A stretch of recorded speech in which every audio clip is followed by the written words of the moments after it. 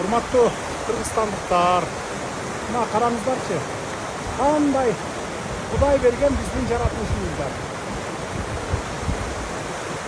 Кооз жаратылышыбыз бар. Суу десе суу, тоо десе тоо, карагай десе карагай.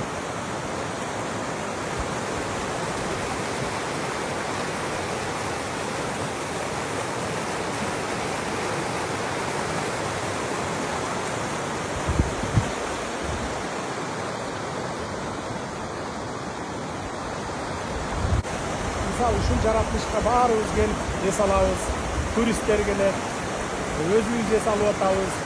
Анан мына эми ушундай эс алып кеткенден кийин монтип мусорларды, таштандылардын баарын таштап кетип атабыз да.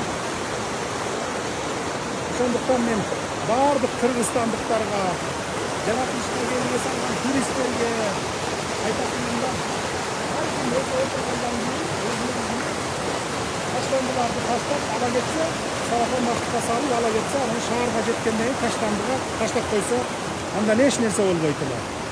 Ошондуктан мен баягы анча-мынча сабатсыз адамдарыбыз ушинтип таштандыны таштап кеткен жерин көрүп калсаңар, сабаттуу адамдар терип, жыйнап, такмакай тазалап, таштандыга салып, машинанын аркасына салып койсоңор,